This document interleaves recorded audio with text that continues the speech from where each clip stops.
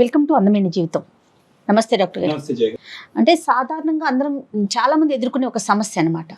కానీ వయసు వలన తను ఎలా ఎక్స్ప్రెస్ చేయాలి, ఏం చేయాలి, చెప్పాలా వద్దా, చెప్తే ఏదో జరిగిపోతుందని ముందుగానే ఊహించేసుకొని భయపడిపోతుంది. ఉన్న రిలేషన్స్ కట్ అయిపోతాయేమో, అంటే ఎక్కడికెక్కడికో ఊహ, సరైన అవగాహన లేకపోవటమేమో అనిపించింది. అయితే నెంబర్ పెట్టిందండి, ఒకసారి కాల్ చేస్తాను. తప్పకుండా చేయండి.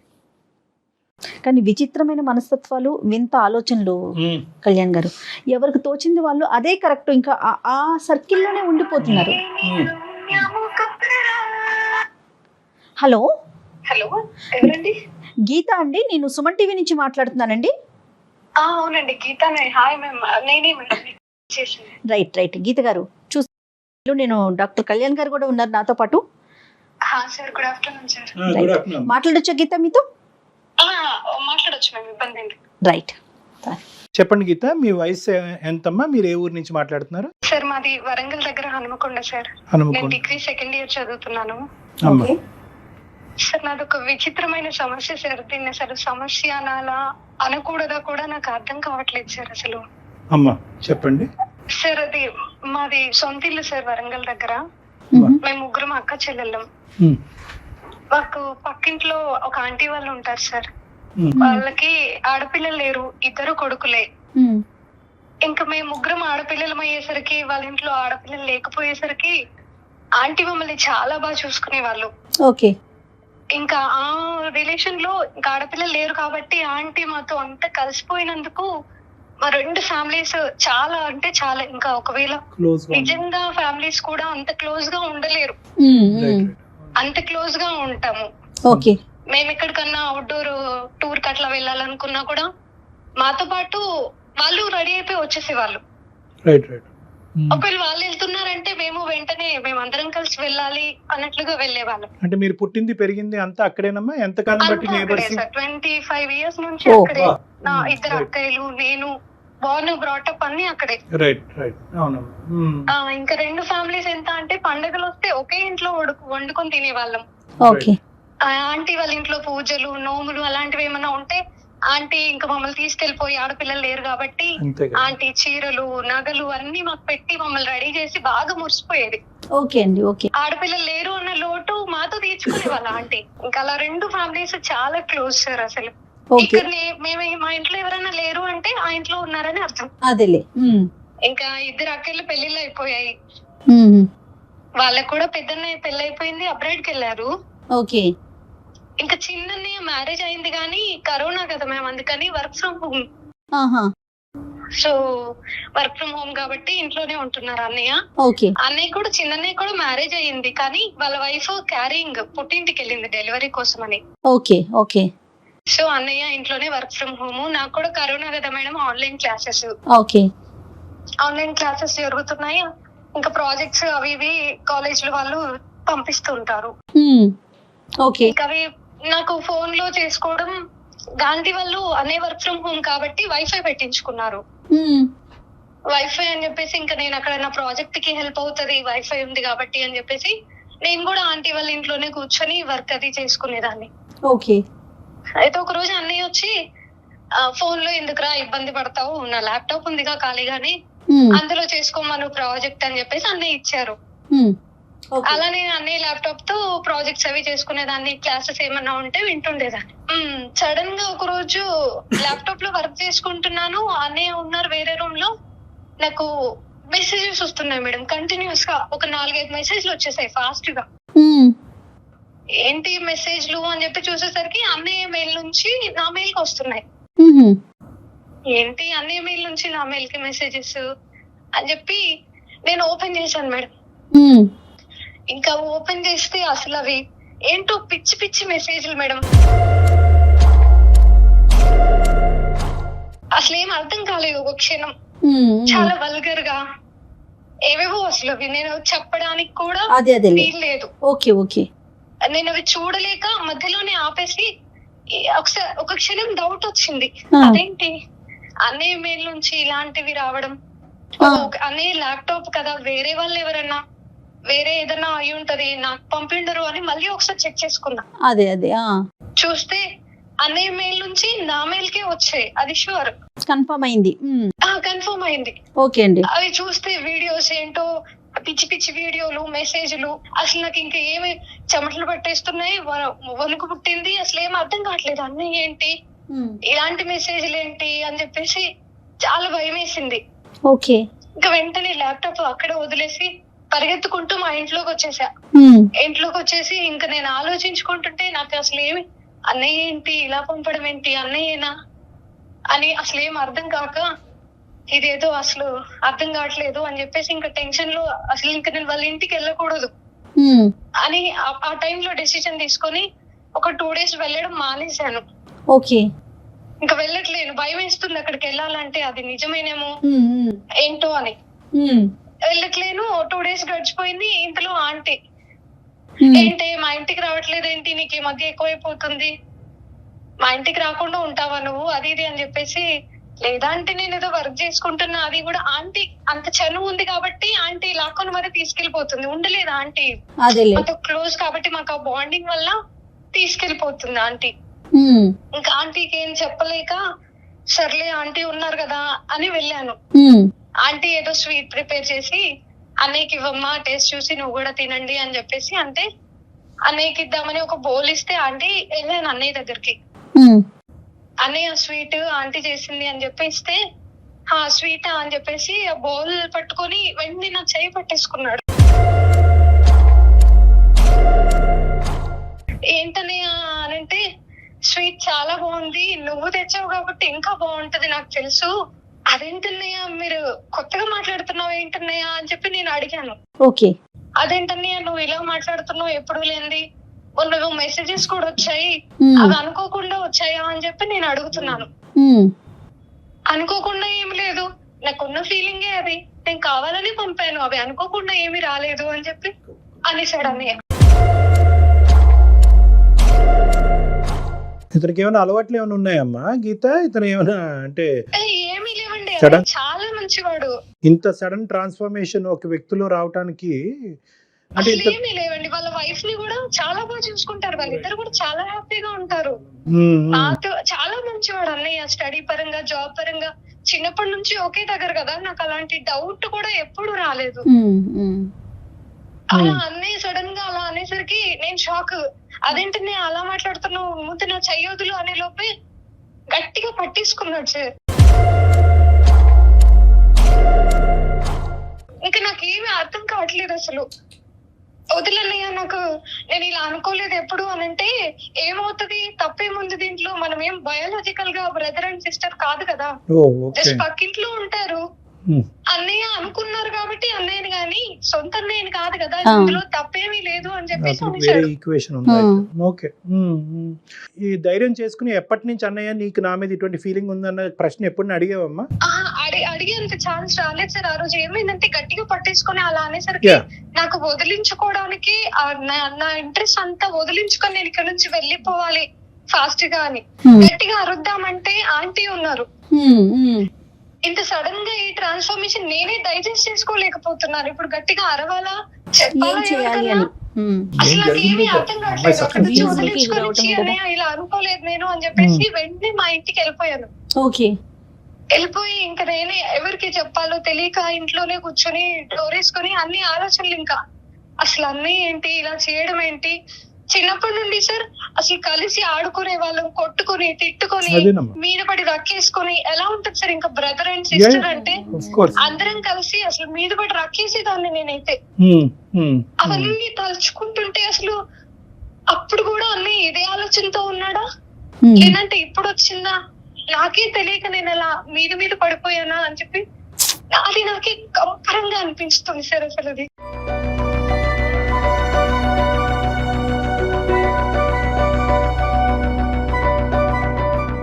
తలుచుకుంటేనే నాకు అసలు ఏమీ అర్థం కావట్లేదు. వెరీ సారీ అమ్మా. అంటే ఒక పరాయి వ్యక్తి ఇలా చేసినప్పుడే ఒక ఆడపిల్ల కంగు తిని మనసు విరిగిపోయి చాలా మంది ఆడపిల్లలు ఆత్మహత్య వరకు కూడా వెళ్ళిపోయింది, అంటే ఎవరికి చెప్పుకోలేనటువంటిది. అలాంటిది ఇతను ఆల్మోస్ట్ మీ కుటుంబ సభ్యుడిలాగే కదమ్మా. 25 years కుటుంబ సభ్యుడి కంటే ఎక్కువే. 20 years బాండింగ్ సార్ మాది. ఇప్పుడు నేను అసలు నేను నీకు మెయిల్ చేసింది ఎందుకంటే ఇప్పుడు నేను ఏం చేయాలి? నేను అలాగే ఉండిపోతే అన్నయ్య ఆలోచన చచ్చిపోతుందా? నేనే సైలెంట్ గా ఊరుకోవాలా? పోనీ వెళ్ళి మా అమ్మ నాన్నకి చెప్దామంటే ఇన్నాళ్ళు సార్ 25 years గా వాళ్ళు కలిసి ఉంటున్నారు. 25 years గా ఒకే ఫ్యామిలీ లాగా ఉండి అంత చేసి ఇప్పుడు మళ్ళీ ఇలా ఈ విషయం చెప్తే వాళ్ళు ఇంత మంచి బాండింగ్ చెడిపోతుందేమో అన్న భయం ఒకటి. మా నాన్న ఇంకా డేంజర్, చాలా పెద్ద గొడవ చేసేస్తారు సార్, అల్లురల్లురు అయిపోతుంది. పోనీ ధైర్యం చేసుకుని ఆంటీకి చెప్దామా అంటే ఎంతైనా వాళ్ళ సొంత కొడుకు కదా సార్. అవును, ఎట్లా రియాక్ట్ అవుతారో తెలియని పరిస్థితి. తెలీదు. నమ్ముతారా ఆంటీ? నమ్మి నాకు సపోర్ట్ చేస్తారా? లేదంటే రివర్స్ లో నా కొడుకు మంచివాడే, నీకే ఎలాంటి ఆలోచన ఏమైనా ఉందేమో అని నన్నే అనుమానిస్తారా అని చెప్పి అదొక భయం. కానీ గీత అమ్మ, ఒకటి ఇక్కడ ఏంటంటే అజంప్షన్స్ వర్సెస్ రియాలిటీ. ఒక అబ్బాయి, నువ్వు ఇన్నాళ్ళు అన్నయ్య కింద భావించినటువంటి ఒక అబ్బాయి నీ మీద అఘాయిత్యం చేయబోయాడు. Let us make it very clear. ఎవరు లేకపోతే కనుక నీకు అదృష్టం కొద్దీ ఆ రోజు తప్పించుకున్నావు, కానీ ఒకప్పుడు తప్పించుకోలేనటువంటి పరిస్థితి వచ్చి ఉంటే కనుక ఆ అఘాయిత్యం జరిగి ఉండేది. అప్పుడు కూడా మనం ఇలా కూర్చుని మాట్లాడుకునే అవకాశం ఉంటుందా? సో నెంబర్ 1 అది. ఇక్కడ ఏంటంటే ఎందుకు నేను అజంప్షన్స్ వర్సెస్ రియాలిటీ అని అంటున్నానంటే, మా అమ్మకి చెప్తే గొడవ పడతాడు, నాన్నకి చెప్తే కుటుంబాలు విడిపోతే, వాళ్ళ అమ్మకి చెప్తే కనుక నమ్మదు, ఇవన్నీ అజంప్షన్స్ అమ్మ. అంటే నువ్వేంటంటే నీ మనసు చాలా పెద్దది, నీ మనసు అనేటటువంటి చాలా సున్నితం, చాలా పెద్ద మనసు. నువ్వేం చేస్తున్నావు అంటే కనుక మెయిన్ క్రైటీరియా ఏంటంటే నీకు తగిలినటువంటి గాయం, నీకు కలిగినటువంటి బాధ కంటే ఆ బాధను తీర్చుకోవటం ఎలా అనేటటువంటిది ఒకటి. రెండోది, ఉండేటటువంటి ఏదైతే ఈ బాండింగ్, రెండు కుటుంబాల మధ్యన ఉండేటటువంటి ఈ బంధం ఏదైతే ఉందో దాన్ని కూడా సైమల్టేనియస్గా కాపాడే ప్రయత్నం చేస్తాం. రెండిటిని బ్యాలెన్స్ చేస్తున్నాం. ఇది నీ చిన్న మనసుకి, చిన్న వయసుకి, నీ అనుభవానికి ఇది చాలా కష్టమేమో అని నాకు అనిపిస్తుంది. ఎందుకంటే ఇక్కడ ప్రధానమైన అంశం ఏంటంటే, ఒక బయటోడు ఎవడో వచ్చి నీ చేయి పట్టుకోలేదు. ఐఎమ్ సారీ, నేను ఇలా మాట్లాడుతున్నా. అన్నయ్య లాంటి అన్నయ్యగా భావించినటువంటి ఒక వ్యక్తి ఇలా ముట్టుకునేటప్పటికి ప్రధానంగా ఆడపిల్ల ఏంటంటే ఒకటి కంగు తింటుంది, షాక్ అవుతుంది. రెండోది ఏంటంటే కనుక ఎప్పటి నుంచి ఉంది ఈ ఆలోచన? రక్కి కొట్టుకుంటూ దెబ్బలాడుకునేటప్పటి నుంచి ఉందా ఆలోచన? అప్పుడు ఇలా పట్టుకునేవాడు, ఆ పట్టుకోవటం వెళ్ళకి కూడా అదే ఆలోచన ఉందా? లేదంటే ఒక చెల్లిలాగా పట్టుకునేవాడా? రాఖీ కట్టినప్పుడు చెయ్యి తాకేది, అప్పుడు తాకినప్పుడు చెల్లి చెయ్యి తాకిందనే ఫీలింగ్లో ఉండేవాడా? లేదంటే ఒక గర్ల్ ఫ్రెండ్ తాకుతుందనే ఫీలింగ్లో ఉండేవాడా? సో ఇలాంటి రకరకాల క్వశ్చన్స్ ఆ కంగు తినటం కంటే ఈ ప్రశ్నలు ఎక్కువగా నీ లోపల వస్తాయమ్మా. అవును సార్, అసలు ఈ ఆలోచనలతో నాకు అసలు ఏమీ అర్థం కావట్లేదు. దీన్ని అందుకనే నేను సమస్య అనుకోవాలా లేదా, దీనికి సొల్యూషన్ ఏంటి, అసలు నేను ఇప్పుడు ఏం చేయాలి, ఎవరితో చెప్పాలి, అన్నయ్యతో ఎలా రియాక్ట్ అవ్వాలి, ఇవన్నీ ప్రశ్నలు నా మైండ్ లో అసలు నా మైండ్ నుంచి అసలు వెళ్ళిపోవట్లేదు సార్. నేను ఎంత ట్రై చేసినా కూడా. You have to hit it hard. ఈ పాయింట్ నేను మళ్ళీ చెప్తున్నాను, you have to hit it hard. ఎందుకంటే కనుక ఇదంతా కూడా నీ మంచితనం కింద మీ అన్నయ్య ఉండడు, నీ చేతకాంతనం. సారీ, అతను అన్నయ్య అని అనకూడదు ఇక్కడ. మళ్ళీ పదే అన్నయ్య అంటే కనుక ఇక్కడ కాన్సెప్ట్ వేరేగా అయిపోతుంది. సో ఈ అన్నయ్య కాదు, ఎవరైతే ఈ మగ మనిషి నీ మీద అఘాయిత్యం చేయబోయాడో ఈ మగ మనిషి ఇంకా ఈ సిచ్యువేషన్ అడ్వాంటేజ్ తీసుకుని ఇంకో లెవెల్కి తీసుకెళ్ళక ముందే you have to hit it hard. ఇక్కడ రైట్. ఇది ఏంటంటే నమ్మ చూడు, ఇక్కడ చాలా ప్రశ్నలకి సమాధానం దొరికిన తర్వాతే ఒక అడుగు ముందుకేద్దామని చాలా మంది ఆడపిల్లలు అనుకుంటారు. అప్పటికే చాలా లేట్ అయిపోతుంది. నువ్వు అడిగినటువంటి ఇప్పుడు ఏ ప్రశ్నకి కూడా ఇప్పుడు త్వరగా సమాధానం దొరికేదానికి అవకాశం లేదు.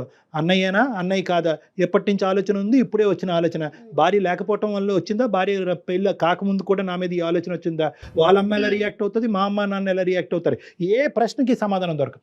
ఈ ప్రశ్నలు అన్నిటికీ సమాధానం దొరికిన తర్వాతే మనం అడుగు ముందుకేద్దాం అంటే కనుక నీది ఇంకా భయంకరమైనటువంటి పరిస్థితిలోకి వెళ్ళిపోతుంది. దాక్కోవాల్సిన పరిస్థితి వచ్చేస్తుంది కదా కళ్యాణ్ గారు.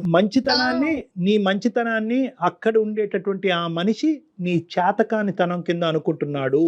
నీ చేతకానితనం అంటే కనుక ఇక్కడ విక్టిమైజేషన్, నిన్ను విక్టిమ్ కింద చూసి ఇంకా నీ మీద ఇంకా పులిపంజా వేసి నిన్ను ఇంకా గ్రిప్లో లాక్కునే ప్రయత్నం చేస్తాడు. ఇక్కడ ఏంటంటే హిట్ ఇట్ హార్డ్ అని నేను ఎందుకు అంటున్నానంటేనమ్మా, ఇక్కడ సున్నితంగా ఉందాం, జాగ్రత్తగా వేద్దాం అనేది కాదు. ఇక్కడ ఏంటంటే you have to seek help. ఇక్కడ నువ్వు నీకు చేతకానటువంటి ఒక అంశం, నీ చేతుల మీదుగా సొల్యూషన్ ఐడెంటిఫై చేయలేనటువంటి ఒక అంశానికి ఖచ్చితంగా everything comes after your parents. అందుగురించి ప్రతి ఆడపిల్లకి మనం ఇదే చెప్తూ ఉంటాం. అన్నయ్యగా భావిస్తూ దగ్గరకు వచ్చే వ్యక్తి అయినా, అన్నయ్య కాకుండా ఇంకో విధంగా పరిచయం చేసుకునే ఒక వ్యక్తి అయినా, స్కూల్ దగ్గర పరిచయం అయినా, కాలేజీలో పరిచయం అయినా, బస్సులో పరిచయం అయినా, మీ తల్లిదండ్రులకి తెలియపరచండి అనేది ప్రధానంగా మనం చెప్తాం. మా అమ్మ నాన్న కోప్పడతారేమో, ఇవన్నీ సెకండరీ అమ్మ. Sentiments are secondary.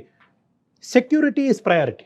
నీ సెక్యూరిటీ అనేటటువంటిది ఇక్కడ ప్రయారిటీ కాబట్టి ఫస్ట్ మీ తల్లిదండ్రుల తర్వాత ఎవరో కాబట్టి మీ తల్లిదండ్రులకి ఇది చెప్పండి. ఏ విధంగా చెప్తారు అంటే కనుక ఇక్కడ మీరు చెప్పే విధానం కూడా జాగ్రత్తగా చెప్పండి. అన్నయ్యలో ఇప్పటి వరకు సో ఈ అబ్బాయిని అన్నంగా భావించే ఈ అబ్బాయిని ఇప్పటి వరకు నాకు మంచితనమే కనిపించింది, ఇప్పుడే అతనిలో ఒక మార్పు కనిపిస్తుంది, ఈ మార్పు నేను భరించలేకపోతున్నాను, ఈ మార్పుకి కారణం కనుక్కోండి అనే విధంగా మీ తల్లిదండ్రులు అప్రోచ్ అవ్వండి. అంటే ఏంటంటే ఈ వ్యక్తి చెడ్డోడు అని నీకు అనిపించినా కూడా ఆ చెడ్డగా నువ్వు మాకు చెప్పిన విధంగా వాళ్ళకి నువ్వు చెప్తే చిత్రీకరిస్తే వాళ్ళకి పగ ప్రతీకారం అంతా రగిలిపోయి నువ్వు ఏదైతే జరగకూడదు అనుకుంటున్నావో ఈ రెండు కుటుంబాల మధ్యన విద్వేషాలు వైషమ్యాలు అవన్నీ వచ్చి ఈ 20 సంవత్సరాల పాటు ఈ బంధం అనేటటువంటిది తెగిపోతుంది. అంటే ఓన్లీ చేంజెస్ కనిపిస్తున్నాయి అని మాత్రమే చెప్పమంటారా?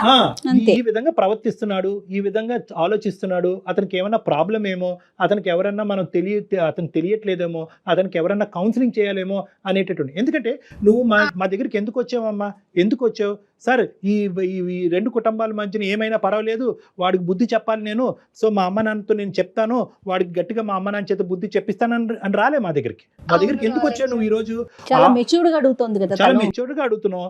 ఆ బాండింగ్, ఆ రెండు కుటుంబాల మధ్యన బాండింగ్ మెయింటైన్ అవ్వాలి. అట్ ద సేమ్ టైం ఇతనికి ఒక కొద్ది బుద్ధి చెప్పాలి, కొద్ది గడ్డి పెట్టాలి అనే విధంగా కూడా చెప్తున్నాం. సో ఇది ఒక మాకు ఆటోమేటిక్గా ఏంటంటే మా టీంకి, నాకు జయ గారికి ఇది ఒక సెన్సిటివ్ ఇష్యూ కింద ఆటోమేటిక్గా మాకు మారిపోతుంది. కాబట్టి నువ్వు ఏ విధంగా మీ పేరెంట్స్ దగ్గరికి తీసుకెళ్తావు, ఏ విధంగా మీ పేరెంట్స్ ద్వారా ఆ అబ్బాయితో మాట్లాడిస్తావు అనేటటువంటి విధాన పద్ధతి కూడా నేను నీకు చెప్తున్నా. ఓకేనమ్మా? సో ఇదేంటంటే అన్నయ్యలో నేను ఎప్పుడు చూడలేదు. Obviously that is the truth. ఇప్పుడు వరకు నువ్వు ఈ అన్నయ్యలో, ఈ అబ్బాయిలో నువ్వు ఎప్పుడు ఈ తప్పు విధంగా చూడలేదు. సడన్ గా వచ్చింది. ఎక్కడి నుంచి వచ్చింది, ఎందుకు వచ్చింది, ఎలా ఇన్ఫ్లుయెన్స్ అయ్యాడు, ఎప్పటి నుంచి అనుకుంటున్నాడు అనే అంశాన్ని మీ పేరెంట్స్ వరకు తీసుకెళ్ళి ఇదంతా చెప్పి మీ పేరెంట్స్ ద్వారా అతనికి ఒక బుద్ధి చెప్పేటటువంటి ప్రయత్నం చేయండి. ఏమా ఒకప్పుడు వర్స్ట్ కమ్ సినారియో, నేను ఇది కూడా చెప్తున్నాను, వర్స్ట్ కమ్ సినారియో ఇది అక్కడితో ఇంకో లెవెల్ గొడవ కింద మారి రెండు కుటుంబాల మధ్యన ఒక డిఫరెన్సెస్ ఏర్పడినా కూడా అది తప్పు లేదు. ఎందుకంటే నీ సెక్యూరిటీకి మించినటువంటిది ఏదీ లేదు, నీ మానసిక శారీరక సెక్యూరిటీ స్థైర్యానికి మించినటువంటిది ఏదీ లేదు. కాబట్టి ఒకప్పుడు ఆ పరిస్థితి వచ్చినా కూడా అట్లీస్ట్ నువ్వు సేఫ్గా మీ పేరెంట్స్ దగ్గర ఉన్నావు అనేటటువంటి ఆలోచన మాకు, మీ కుటుంబ సభ్యులందరికీ ఒక హ్యాపీనెస్ చేయాల్సిన అవసరం అయితే ఉందాం చెప్పాలమ్మా. It's a delicate issue, you have to tell. వాళ్ళ అమ్మతో చెప్తే ఎలా రియాక్ట్ అవుతుందో మనకు తెలియదు. ఎందుకంటే వాళ్ళ అమ్మ నిన్ను ఎంత బాగా చూసుకున్నా వాళ్ళ అమ్మ మీ అమ్మ కాదు, మీ అమ్మగారే మీ అమ్మగారు, మీ నాన్నగారే మీ నాన్నగారు. కాబట్టి వీళ్ళకి మనసిప్పి మాట్లాడండి అని చెప్తున్నానమ్మా. సార్ వాళ్ళు ఎలా రియాక్ట్ అవుతారు అన్న భయం ఒకటి నన్ను ఆపేస్తుంది. ఎలా అన్నా రియాక్షన్ ఇస్ సెకండరీ నాన్న, అదే నేను చెప్తున్నాను. సెంటిమెంట్స్, ఇమోషన్స్ ఎలా రియాక్ట్ అవుతారనే సెకండరీ. ఇందాకటి నుంచి నేను అదే చెప్తున్నాను. Your security is important. నీ సెక్యూరిటీ ఇంపార్టెంట్. రేపొద్దున ఆ అబ్బాయి ఇలా ముందుకు రావడానికి కూడా ప్రధానమైన కారణం ఏంటంటే, అరే 25 సంవత్సరాల పాటు ఒక బాండింగ్ ఏర్పడిన తర్వాత ఈ అమ్మాయి పోయి ఎవరికి చెప్పుకుంటుందిలే అనేటటువంటి ఆలోచనతోనే ఆ అబ్బాయి అంత ఇంట్లో వాళ్ళ తల్లి ఉండగా కూడా నీ చేయి పట్టుకున్నాడు, ఇంకా శృతి మించేటటువంటి ప్రయత్నం చేశాడు.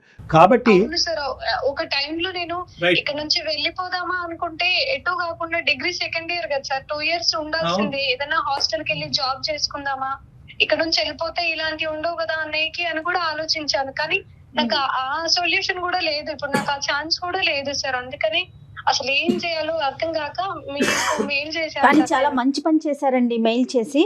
అయితే సమస్య నుంచి దూరంగా పారిపోవటం కాదు, దానికి పరిష్కారాన్ని చూసుకోండి. దాన్ని ఎక్కడితో కట్ చేయాలి, ఎంత దూరం పరిగెడతాం కదా, సో దానికి పరిష్కారాన్ని ఆలోచించాలి. చాలా హ్యాపీగా అనిపిస్తుంది మెయిల్ చూసాక. నాకు చాలా డేర్ చేసి తను చాలా డేర్ చేసి మనకి మెయిల్ చేసింది. మా అమ్మ నాన్న వాళ్ళకి వెళ్ళి దీన్ని చెప్పండి అంతేనమ్మా. ఇప్పుడు చూడమ్మా, ప్రతి ప్రాబ్లంకి ఎవరు బాధపడినటువంటి సొల్యూషన్ దొరకటం కష్టం అమ్మా. ఎస్పెషల్లీ ఏంటంటే రిలేషన్షిప్ ఇష్యూస్లో ఎవరు బాధపడకుండా నాకు ఒక సొల్యూషన్ చెప్పండి డాక్టర్ గారు అంటే అవ్వదు. ఇక్కడ ఎవరో ఒకరు బాధపడతారు. ఆ బాధపడేటటువంటిది వాళ్ళు బహుశా ఆ బాధ ద్వారా ఒక పాఠం నేర్చుకుని వేరే ఆడపిల్లలతో ఇలా అన్యాయం జరగకుండా వ్యవహరించగలిగేటటువంటి శైలి నువ్వు తీసుకునే స్టెప్ వల్ల ఏర్పడుతుంది. ఇంకో అంశం ముఖ్యంగా ఏంటంటే, ఈ అబ్బాయి నీతోనేనా వేరే ఆడవాళ్ళతో కూడా ఇలా ప్రవర్తించి వాళ్ళ ఇంట్లో ఉండే భార్యకి చూడకుండా ఆవిడకి అన్యాయం చేస్తున్నాడు అనే అంశాన్ని కూడా ఈరోజు నువ్వు మంచి చేసేదానివే అవుతావు, కానీ వాళ్ళకి నొప్పి కలిగించినా కూడా చెడు చేసిన దాని అవ్వమ్మ నువ్వు. Okay sir. Thank you sir, thank you ma'am, thank you మా. ఆల్ ద బెస్ట్ అమ్మా, God bless. Thank you sir, Thank you. Thank you. Bye bye. కానీ పెద్ద పిల్ల కాబట్టి మెచ్యూర్డ్ గా మెయిల్ చేసింది డాక్టర్ గారు. చిన్న పిల్లలండి, పసిపిల్లలు అబ్యూస్ కి అవునమ్మా. గురయ్యి చెప్పుకోలేకపోవడం, ఇంటర్నల్ గా స్కూల్లో కానీ ఇంట్లో కానీ ఎంత అవేర్నెస్ క్రియేట్ చేస్తున్నా కూడా గుడ్ టచ్ అని బ్యాడ్ టచ్ అని ఎంత క్లియర్ గా చెప్తున్నా కూడా పిల్లలు భయపడుతున్నారండి. ఆడపిల్లలో ఉన్న సెన్సిటివ్ హార్మోన్ అమ్మ ఈ పాపం. ఈ పాపం అంతా కూడా ఏంటంటే ఆడపిల్లకి ఇప్పుడు ఎగ్జాక్ట్ గా ఇప్పుడు మన గీత ఏదైతే భాష వాడిందో అది చంటి పిల్ల ఒక 5-6 సంవత్సరాల ఆడపిల్ల నుంచి ఒక 20-30 సంవత్సరాలు వచ్చేటటువంటి ఆడదాని వరకు ఇదే హార్మోనల్ సెన్సిటివిటీ. అందరినీ బ్యాలెన్స్డ్గా చూడాలి, శత్రువులో కూడా దేవుణ్ణి చూడాలి, ఎవరికి నొప్పి కలిగించకూడదు. నా చెయ్యి పట్టుకున్నాడంటే కనుక వాడికి ఏదో పిచ్చి పట్టో లేదంటే ఏదో అయ్యో నా చెయ్యి పట్టుకున్నాడు వాడికి ఒక బుద్ధి చెప్పాలి అని అనుకుంటారే కానీ వాడిని పనిష్ చేయాలి అని అనుకోరు. సో ఈ బ్యాలెన్స్ తెచ్చేటటువంటి ప్రయత్నంలోనే ఆడపిల్లలు పదే పదే పదే అఘాయిత్యాలకు లోనవుతున్నారు, మోసపోతున్నారు. వయసుతో సంబంధం ఉండట్లేదు, తన మన భేదాలు ఉండట్లేదు, చుట్టాలు, బాబాయిలు, మేనమామలు, కజిన్స్ చాలా ఇబ్బందులు పడుతున్నారు. కానీ చాలా అప్రిషియేట్ చేయాలండి ఈ పిల్లని మాత్రం. నాకు చాలా హ్యాపీగా అనిపిస్తుంది. బయటకు వచ్చి ఇట్లా మాట్లాడటం అనేది చాలా మనం సంతోషించదగ్గ విషయం. రైట్ అండి, థ్యాంక్ యూ సో మచ్.